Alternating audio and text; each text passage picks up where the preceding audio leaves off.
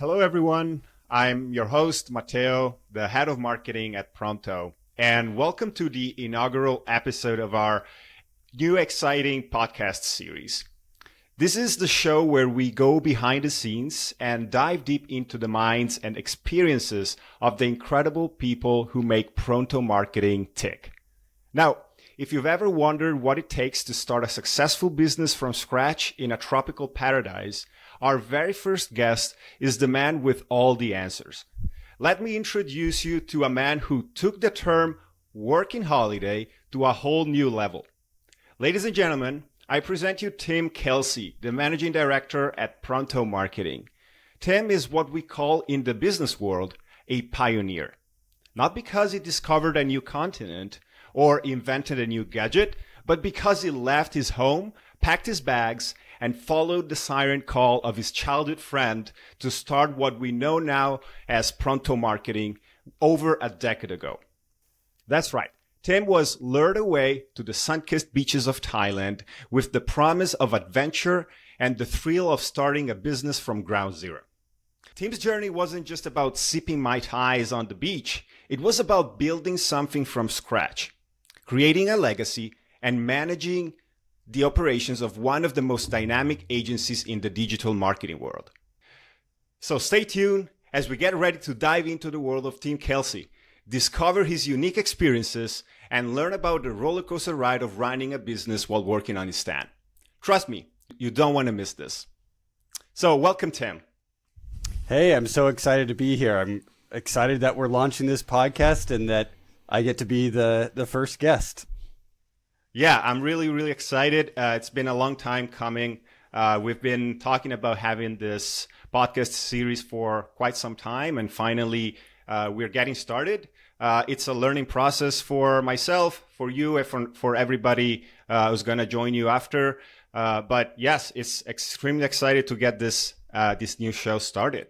Yeah, I think it's a cool opportunity for us to sort of pull back the curtain on Pronto a little bit, where I think sometimes, especially other agencies out there, like it can be a little bit of a mystery of how you grow an agency. Today we have over 80 people, and sort of how do you get from the initial idea of launching your agency and doing the work yourself to having multiple teams that are doing the work for you and taking care of all of that. So part of this is it's just going to be fun to share all that and, like I said, pull back the curtain, show what happens behind the scenes, and hopefully help out some other agencies out in the same space as us, or just give clients and prospects and other business owners more insight into how we work as well. Absolutely. And just like you said, Pronto Marketing has been around for more than a decade, which in digital years feels like a lifetime. And given the fast-paced nature of our industry, how has the company evolved and adapt to these rapid changes in the digital marketing world? Yeah, that's a really good question. And it's interesting to think back on the past 15 years or so and the different challenges we've faced or different changes that have come our way and pushed us to improve or change the way we work. It's a nonstop process. And actually, one of our company values is embrace change, because it's something, there's these outside forces that you can't control, and you need to be ready for whatever changes come your way. I would say sort of how we've evolved is a lot on the technical side of things, where a lot of the forced change that has come through has happened because of technical changes to the world of websites and WordPress, or different marketing tactics and strategies that work or don't work. I mean, just something like SEO changes year over year. So that's an area where we're always trying to adapt. Or WordPress is so much different today than it was when we first started, where the first websites we built were on these very rigid templated themes. And today you have tools like Elementor or other drag and drop, like no code web builder sort of things. And so it's required us to improve and level up our design skills and how we build these sites, that it's this nonstop process. So to answer your question of like, how have we evolved? There's one side that's like the technology pushing us to be different, and that if we don't adapt to those changes, then we're going to get left behind, because plenty of other businesses will adapt or will start up because of those new technologies that are being released.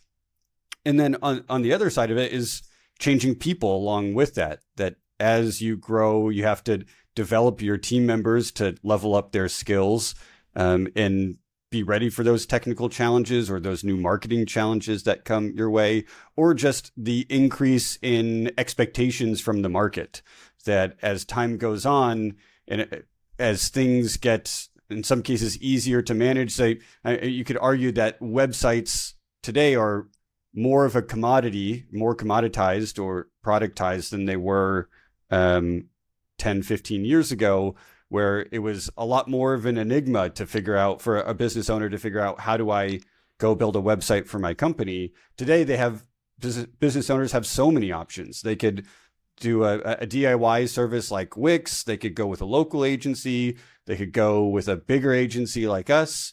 And so we need to step up our level of service offerings and our level of customer service to meet the higher expectations that, as parts of what we offer become commoditized, we need to be able to add that level of critical thinking on top of it. So over the past 15 years, the expectations on our team members have risen as well. And that's sort of another one that's constantly changing, constantly pushing ourselves, and helping our team members grow individually so they can meet all the expectations that have come along over the years. Yeah, absolutely. And I believe this is true for most companies, but for digital marketing agencies specifically, it just really feels like trying to hit a moving target every month, every couple of months. There's changes happening, whether that's on the marketing side with algorithm updates maybe, or new tools, new channels. So yeah, it's definitely a challenge, but as you said, just continuously providing added value and support to clients is what makes the real difference in a world where services like ours can be a little bit more commoditized, especially as it gets easier and easier for people to get started very quickly, even on their own. Yeah, and I mean, the recent release of, or not that, feels like a lifetime ago almost, with ChatGPT. It's only been a few months since it's really been out in public and widely used, but it seems like it's been forever, because every day there's something new, a new tool, a new extension that's released. And like there's this really clear example going on right now that companies are having to learn to adapt to, and that's going to force all of us to change the way that we work. So in the past, sometimes it's been this slow and steady creep towards getting better and better, but every once in a while you get a big shakeup like AI or a huge Google algorithm change that dramatically changes the way that we have to work. And again, it goes back to that's why embrace change is one of our values, that it needs to be a part of the way you work, and it needs to be something that you accept that's going to happen. If you throw any resistance to change, I mean, change doesn't care about whether you like it or not. It's going to happen either way. So I think it's really important as a business owner to be thinking about, how do you prepare your team members for change and get them to see that it's something that they should accept and embrace, and sort of enjoy the challenge that comes with change, rather than being resistant, which is just going to slow everybody down and make the results that you are able to deliver for your clients worse. So I really feel strongly about building the idea that change is good into the culture of your business. Totally. I agree with you. If we pivot for a moment, I would like to discuss what's it like to lead a fairly big group of people like the one at Pronto. Since I've joined the company 3.5 years ago, I've always kind of been amazed at the size and diversity of the teams that we have here at Pronto. And leading a team as large as ours must present its own set of challenges. Can you share some insights on managing a big company, or a big, sort of relatively big, right? 80 people. Right. So what do you think are the main challenges? Yeah. I mean, there's plenty of challenges that come with scale. And I think there's plenty of fun that comes with it too. It's just, like you said, it's kind of cool to, especially when we get the whole team together in person. It's cool to see everyone interacting with each other. And we have such a diverse range of people working at Pronto that it makes those meetups really fun and exciting. There's lots of cool ideas being shared. So there's lots of positives to having a big team. But there are certainly challenges that come with it. The one that pops into my mind sort of immediately is alignment. So the bigger you get, the harder it is to keep everybody rowing in the same direction, aligned on what you're working towards. And I've found that even when you go present something in a team meeting, talk about it, lay out this clear idea and vision, it's not necessarily going to stick with people right away. That most team members are more concerned about their day-to-day work, taking care of the things in their inbox, all the tasks that they're responsible for. And it takes a lot of repetition to build up the right kind of culture or get everybody in alignment on the direction that you're heading in. But sort of repeating those big ideas over and over again. And sometimes I worry, like when I'm getting in front of the whole company and talking about something for the third or fourth or fifth time, I think to myself, oh, they must be so bored of hearing this that I have to say it over and over again. But I think it really is necessary. It takes, like for me as a leader, when I'm thinking about stuff, the future of Pronto or the direction we're heading in, like that's my job. So I think about it all the time. So it seems so obvious to me. And I just spend all my time thinking about this stuff. And I sometimes take for granted all the context that's in my head. And I forget that I have to go share it and repeat it to everybody else so they understand what I'm thinking and why I'm making the decisions that I'm making. So yeah, it's hard to keep people aligned, or it just feels, it can feel monotonous sometimes when you have to say it over and over again. But I honestly think that's the right way to handle it. And there are rewards that come with that, even though you might feel like, okay, I'm saying this for the fourth time. But you can see when it starts to click with people. When I have one-on-ones with some of our managers or team members, and they're talking about something I shared in a meeting or talking about this initiative that we're launching, I realize that it's getting through to them and that they're buying into the vision that I'm trying to present. And that's when a company is really powerful, right? That's when 80 people working together is this extremely powerful organization that can accomplish these amazing things and transform the company in different ways and launch new things. That's when it's really rewarding to have gone through that whole process of planning out this vision, announcing it to everybody, repeating it a few times, having lots of individual conversations about it to make sure there's buy-in from all the key people. And then from there, when you start to see it gain some momentum, you realize, oh, wow, this is so cool that we're all working together. And that we can accomplish so much when the whole organization puts their mind to it. In many ways, it reminds me of basically the same work we do ourselves when we communicate to our clients. We always say there needs to be at least 7 or 8 touch points until a client decides whether they want to purchase something or not.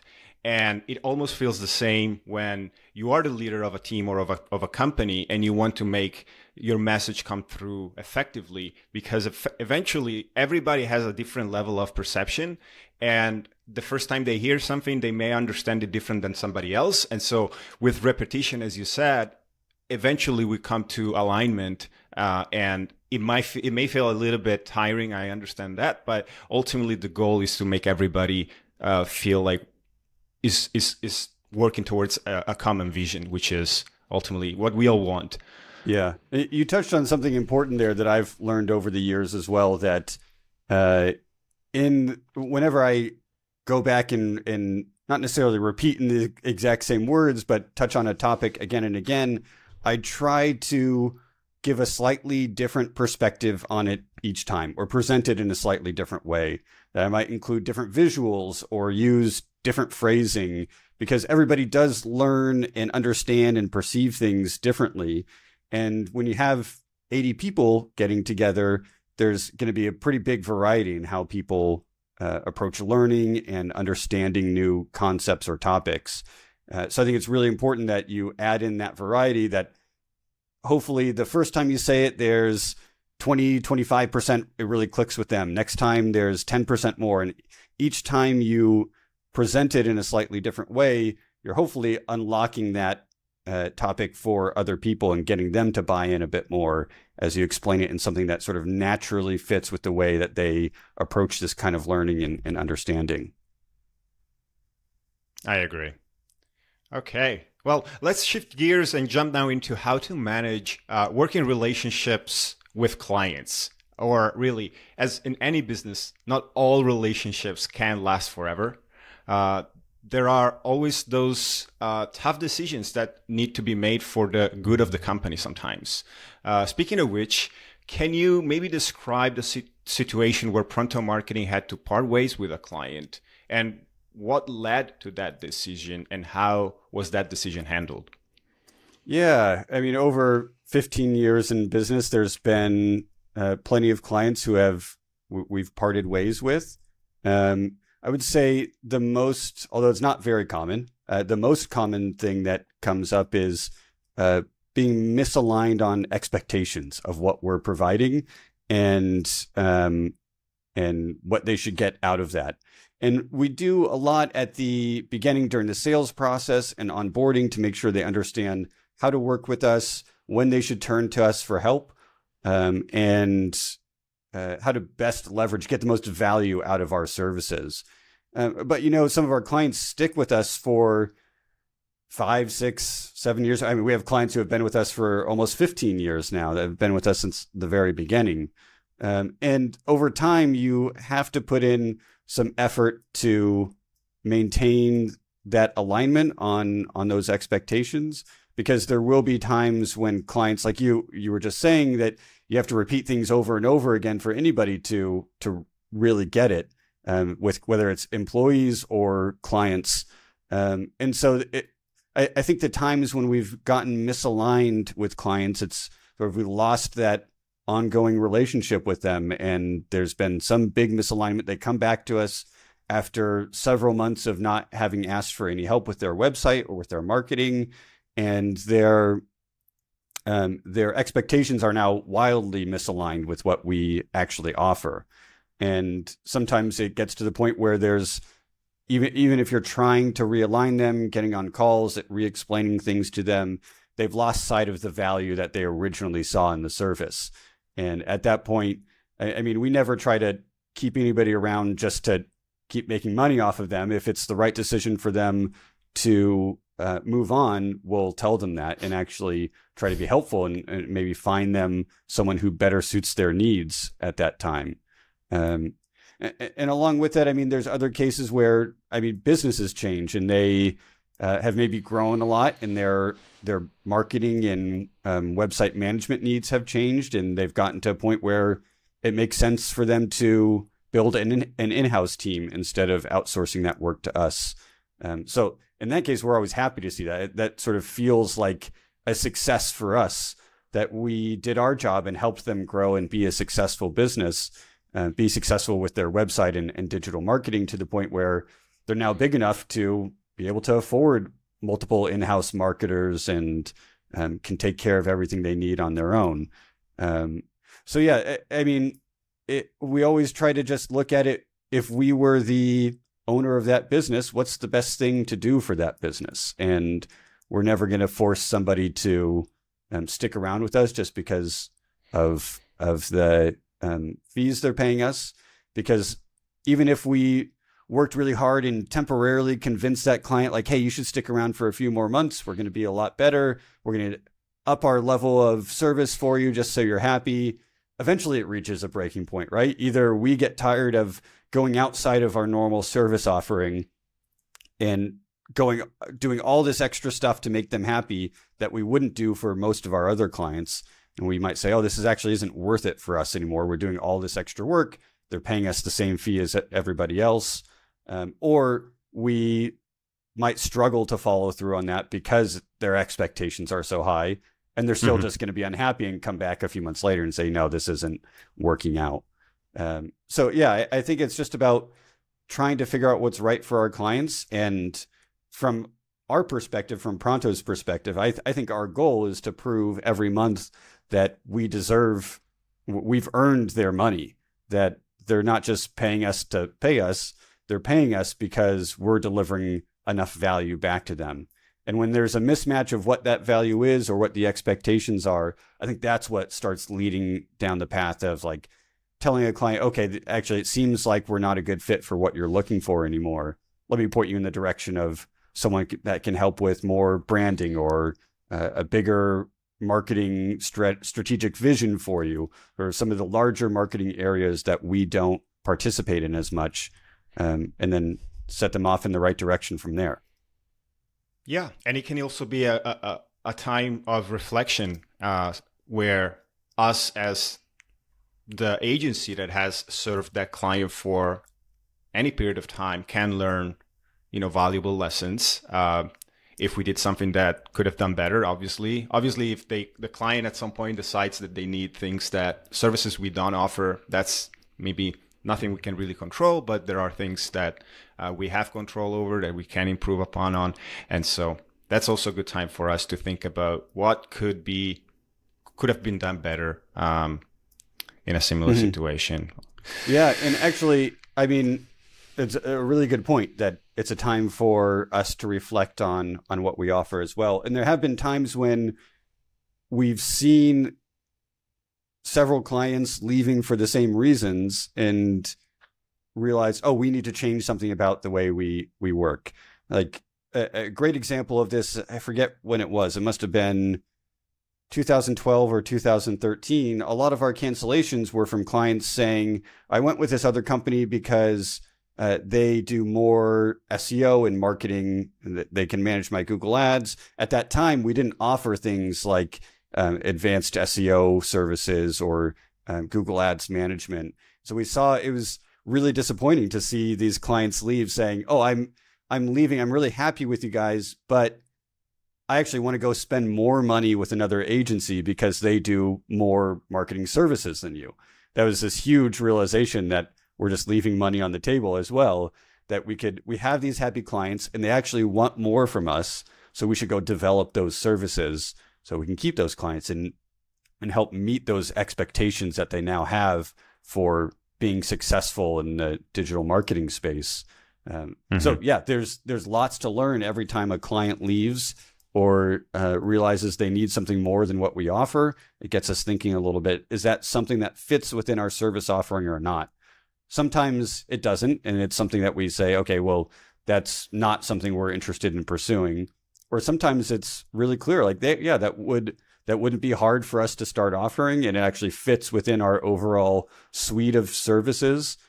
So we then go off and set off developing a service around it so that other clients don't fall into that same bucket and leave us because they want to go spend more on more services somewhere else. Totally. Yeah. All right. Let's go back on the topic of change. And let's consider the technology landscape for a moment. As we are all experiencing, technology is changing dramatically. We mentioned AI and automations becoming more prevalent every day. In light of this evolving landscape, Tim, what do you see as the future of web design, web development, and digital marketing? Yeah, it's so interesting right now. And there's lots of ways it could go. I mean, I think the direction that it's heading is kind of something I touched on a little bit more, is the commoditization of certain aspects of our work. And we've already seen that in the way websites have developed over the past decade or so. And now it's just going to be even faster, that there will be more and more tools available that make things like setting up a website, having good conversion funnels on your site, optimizing for SEO. Although there's lots of questions about how Google and Bing will handle AI content in the future. But writing persuasive copy, all that stuff is going to be easier and easier to do with the help of AI and automated tools. But I think what is not going away is the level of critical thinking and creativity that needs to live on top of those tools. I think we're actually pretty far away from just writing a paragraph and having a bot build the perfect website for you. You still need critical thinking marketers or website experts to understand what your business is trying to accomplish and how to best accomplish that, whether it's through your website or through marketing or other activities that need to be done. So yeah, I think AI, it's so exciting right now, and actually a little scary at some points too, of how much AI could potentially do for us. But I think that's sort of the direction a lot of industries are going to go in, that there's going to be a lot of tasks that are going to become easily automated, but you still need someone who has experience and expertise in a particular field to guide those tools to do the right thing for you. I think especially if there's so many business owners out there who know that they need to be doing something online, they need to be investing more in marketing, they need an upgrade to their website. But yeah, I think we're not yet close to a tool where they could just type in a few sentences and it's all sort of planned out and figured out for them. The other thing that I think is really interesting about where at least that marketing is going is that it might return back to more around recommendations, word of mouth. I mean, that's always been important. That never has gone away in the digital world. But it's hard to know where something like SEO is going to go when content will just be so easy to create, that a lot of what SEO today is built around the idea that you're writing valuable content that people want to see. And then Google is built around making sure it shows that correct content, that valuable content when you're searching for something. But I think it'll make Google's job a lot harder to figure out what's the right thing to show when now a bot can write 1,000 articles in 30 minutes. And so I'm just wondering where that ends up. It's hard to know for sure, or how Google or Bing are going to change as they start working their AI tools into their services. But it makes me wonder if there's more around networking and getting referrals and working with influencers, even just like influencers within a particular industry, that's going to carry a lot more weight than things like organic search or just sort of blasting out a bunch of emails. I don't know if you have any thoughts about that either, Matteo. Sort of, there's so many paths that it could go down. It's hard to know where it's going to end up. I agree with you almost to the T. I feel like 100 years from now, we don't really know. I mean, maybe there's going to be bots that are just going to be so intelligent that humans will eventually evolve and start trusting bots more than humans. But I feel until then, I still think in our lifetime, we'll give human interaction much more value than computer opinions, the way I see it. And I agree with you, having influencers share opinions about tools or products, as well as communities. I feel that there's probably going to be more communities of like-minded people or people that share common interests that are going to be instrumental for companies if they want to sort of tap into a certain industry or certain group of people that are interested in buying certain products. Because again, I wouldn't personally trust a bot telling me which pair of shoe to buy. I want to go to a marathon runner, if I'm an aspiring marathon runner, and ask them, or at least have their own firsthand experience and opinion on which shoe I should buy based on my requirements. So yeah, I agree with you. Yeah, it's a good point. That sort of humans are always going to be humans, right? Mm-hmm. Like, if you want to think about how the internet exploded into this global reach that you can find companies or content all around the world, I feel like AI is bringing us to a point where it's too big for any one person to fully understand or find something that they feel is reliable. So we'll kind of go back to what feels natural to us as humans, which is being involved in a community, finding experts that we trust, and depending on their opinions more than some article we see or a video that's just created by AI. So it will be really interesting to see how that goes. It makes me think, like, even in my own buying preferences, when I'm looking for like a new some new electronics, I always go to Wirecutter from New York Times, that they provide really good reviews and recommendations. And there's just so many, if you search for reviews for soundbar, it's overwhelming already today. And I don't know. I asked actually ChatGPT, I went on Google, and I felt really overwhelmed. And I eventually settled on Wirecutter, and they just have a really clear and concise summary of the best soundbars out there. And you go, okay, that sounds like something I can follow along with. So there's still going to be that trusted source that's always that we're always looking for, whether that's a particular organization that we trust, or an influencer, or someone down the street who has some experience in that field. Yeah, I think that'll never go away. All right. Yeah. Let's dive into the aspect of leadership, Tim. As the head of Pronto, you are the head of, you're the boss of everyone at Pronto, and mine as well. Your leadership undoubtedly shapes the culture and direction of the company. And this got me thinking a little bit about your personal approach to leadership. I'm curious to know what's your leadership philosophy, and how has it influenced the company's culture and operations over time? Yeah, that's a really good question. And I'm actually happy that you shared the questions for this ahead of time, because I had to think about this one pretty hard. I don't spend every day trying to like define my leadership philosophy. But as I thought about it a little bit, I guess there's kind of two things, and maybe they're my philosophies for life too. One is that I always try to assume good intent, that I think people are inherently good. They want to do the right thing. It doesn't always work out that way.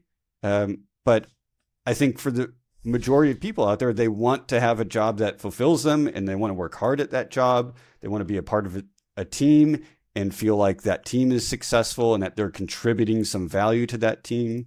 And that they just want to do the right thing for people they interact with, whether that's other team members or clients or vendors that we work with. So even when there are problems, I try to keep that in mind. There might be a team member who's really struggling, or who's having some performance issues, or made a big mistake. I try to remind myself that they're not actively trying to sabotage anything. They're not a bad person who's trying to make my life more difficult. There's something else going on there that led to that. And oftentimes as a leader, it's good to look in the mirror a little bit when you see those issues. It's did I fail this person in some way? Did Pronto not provide enough training for this particular role, and that's why they're struggling to meet the expectations we have? Or did I not give them the right feedback at the right time when I should have tackled this months ago when it was a small problem? Because I ignored it then, it's a bigger problem now, and I have to invest more of my time into it.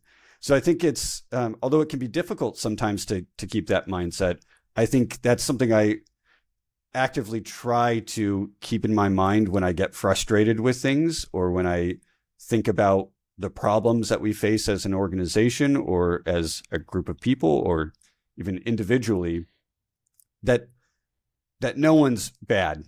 And it's just a matter of, like, when there are problems, there's some underlying issue there. It could ultimately end up that it's an expectations issue or some alignment issue, and you realize, hey, this actually isn't going to work out. You want something different out of your role or out of the company you work for that we can't provide. And similar to what we were saying with clients earlier, then I try to help people and send them in the right direction. And that if they're not a fit for Pronto, sometimes I've had conversations with them where I say, with certain team members over the years, where I say, what is it you're really trying to accomplish here? And is Pronto actually the right place for that? Sometimes they say, yes, it is. And I want to work on this and I want to be better. And sometimes they'll say, actually, I think I think there's something else I want from my career. And I say, okay, if you need to move on, if there's some new challenge you're looking for that Pronto can't provide for you, that's fine. Go do what's right for you and we'll be supportive and there won't be any hard feelings about that. So yeah, there's that side of assuming good intent. And I think the other big one is that everything's going to be okay. I try not to freak out too much when there's an emergency, although I, of course, get stressed out about things. But when I do get stressed out, I, again, try to remind myself, like, it's going to be okay. This will pass as well, and we'll get through this. However, it might not be clear to me how we'll get through it at the time, but I'll know we'll get through it. And so, yeah, I try to make sure that my stress levels don't get too insane and I'm like really burning myself out because I'm working 12, 14 hours a day because there's this emergency or a huge issue that I feel like only I can solve. So I think that philosophy sort of falls into a work-life balance kind of thing where I take those issues seriously and I know there are problems that we need to address, but I don't let it weigh on me so heavily because I know there's an outcome where it's going to be okay. Actually, I've told this to teammates over the years as well, where I can see them getting really worked up about things and I'll talk them through. I say, what's the worst thing that happens here? And we talk about, okay, the worst thing is a client cancels, or the worst thing is I have to go look for another job, or whatever it might be. And then once you realize, okay, that's the worst thing that can happen here, you can start to think, actually, that's a survivable situation. If a client cancels, that sucks. And it's something that we should learn from, but it's also not the end of the world. We'll go find other clients. And if that client felt they needed to cancel, there's probably a reason behind it. Or if a teammate needs to leave and go somewhere else, I hope they find success at wherever they end up. And it might be some pain for us in the short term where we have to replace them. But we'll find someone, I look at it as we'll find someone who's going to be great and we'll fill their shoes and take us to that next step of where we need to go. So yeah, it's just, I really don't like being stressed out. So I try to keep myself balanced about that kind of stuff and make sure I'm addressing those problems. I don't mean it in a way like just ignore it and it's going to be okay eventually. You have to address it and tackle it. But as you work through it, there's going to be a point where you feel like, oh, we actually got through this. Everything's okay now, and we can move forward. Do you feel you've been always like this sort of clear-minded over the years, or there's been maybe turning points where you had sort of a realization that maybe being differently could have just wasn't the right way, the right approach? Yeah. If I really look back, I can go back to like grade school and me being stressed out about my grades and stuff like that. And like realizing that if I got a B- on something, my parents weren't going to get all that upset with me. So I was like, okay, it's not the end of the world that I didn't get an A in this class. But I guess I think where it really solidified into something that I take on as sort of a life and work philosophy is in some of my previous jobs before working at Pronto, where again, I would just get so worked up and I would work these crazy hours and it really, really burned me out. And I just stopped enjoying my work. I was kind of grumpy in my personal life as well. And that's like, thankfully I had a point where I could reflect on that and just say, hey, that's not fun. And that's not how I want to live my life. That actually is part of why I came to Thailand. I was really burned out at my job in the US. And Corey, who founded Pronto with his dad, Derek Brown, convinced me that having a little adventure in Thailand would be fun. And I really needed a break from the job I had at that time. So I came out here. I thought it was going to be my little 1-year adventure. And that was 13 years ago. And I sort of settled into the right place here, found a great company to be a part of. and it's really worked out well since then. Very cool. Okay, well, last question for you, Tim. We touched on customer satisfaction at the beginning of this call, and at Pronto, we place a strong emphasis on customer satisfaction. I'm curious to know what you think, how client feedback shapes our services and the way we operate. Yeah, I mean, it's hugely important. And actually, the first thing I'll say is that I wish we got more client feedback than we do today. And I think if you were to ask anyone at Pronto, they would say something similar, that our writers and designers and everyone involved in building and managing websites or running marketing campaigns wish they would get more feedback from clients that says either positive or negative, that helps them improve and learn from things. So whenever we do get sort of detailed feedback, anything that's even a sentence or two feels like, okay, this is something we can work with, and we take it super seriously when we get detailed feedback like that.